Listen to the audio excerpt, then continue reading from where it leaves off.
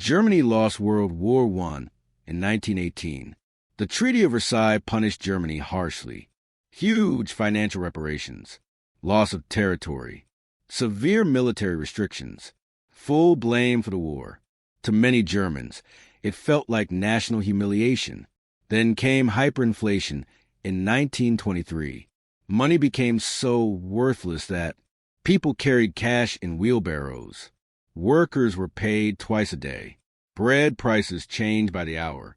Imagine checking your bank account in the morning, and by lunch it buys half a sandwich. That destroys trust in the system. Then in 1929, the Great Depression hit. Unemployment skyrocketed. Businesses collapsed. Families struggled to survive. When people feel desperate, they don't just want solutions. They want strong solutions, even dangerous ones.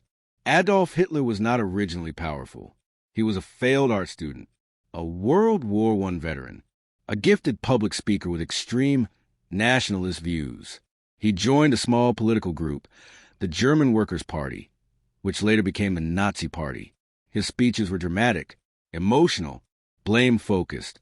He promised jobs, military strength, national pride, revenge against those he claimed had betrayed Germany.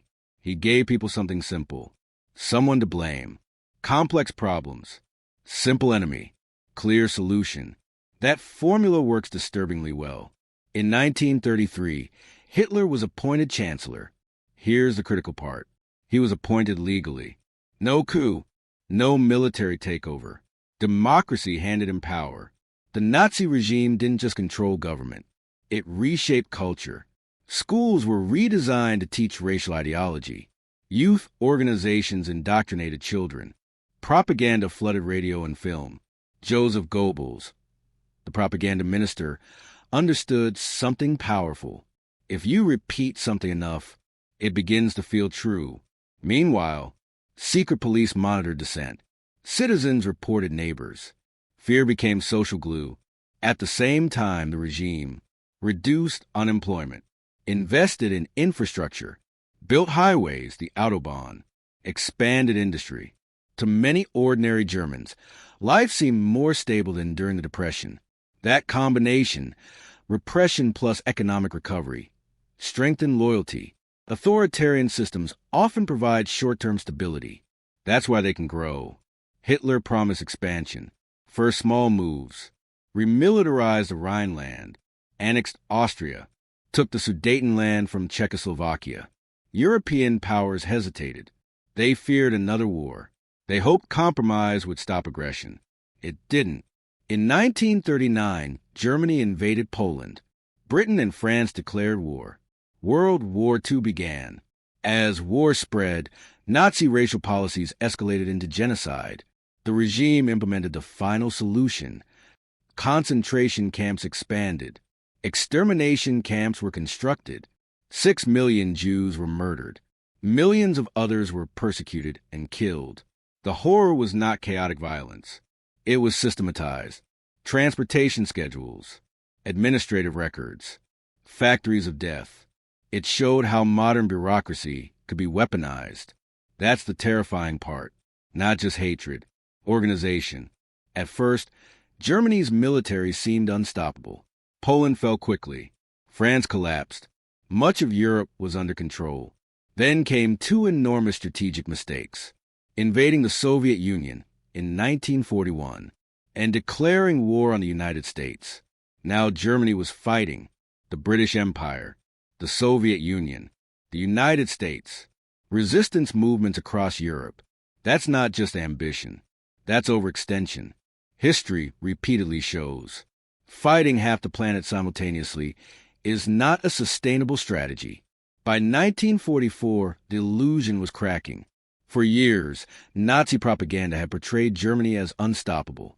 Blitzkrieg victories, rapid conquests, military genius, a new order in Europe. But now, the map was reversing. On June 6, 1944, Allied forces landed in Normandy. It was the largest amphibious invasion in history. Thousands of ships, airborne divisions dropping behind enemy lines, massive coordination. For Germany, this meant something simple: The Western Front was back. They were no longer fighting far away. The war was coming home. Within months, Allied forces pushed through France. Paris was liberated. Belgium followed. The wall that was supposed to defend Europe had a very large hole in it. Meanwhile, in the East, the Soviet Red Army was advancing with brutal momentum. Germany's invasion of the Soviet Union in 1941 had been ambitious. By 1944, it was catastrophic. The Soviets were pushing westward relentlessly, reclaiming territory and moving toward Berlin itself. And they were not in a forgiving mood. The same army Germany had once expected to defeat in months was now marching straight toward the capital. Strategic overconfidence had turned into strategic disaster. German cities were being bombed heavily. Night after night, Allied bombers targeted industrial centers, railways, oil refineries, military infrastructure. Cities like Hamburg and Dresden were devastated.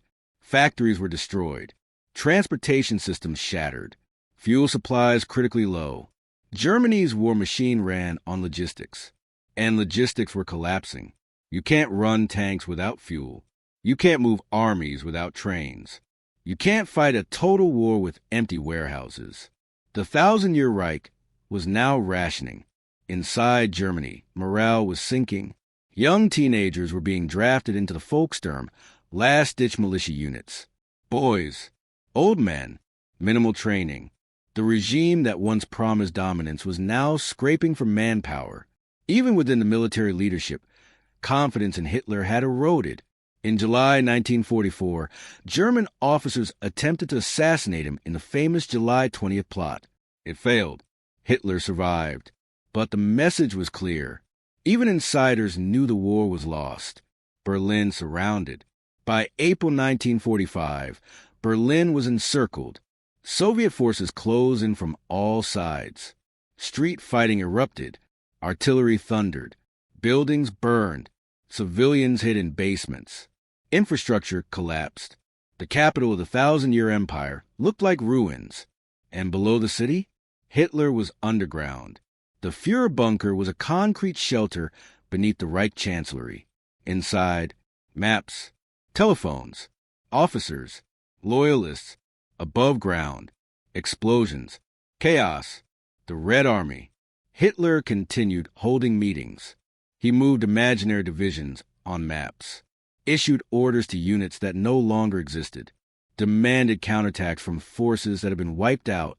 The gap between reality and belief had become enormous. He blamed generals. He blamed betrayal. He blamed the German people for being too weak. One thing he did not blame: his own decisions. Above ground, Berlin was collapsing.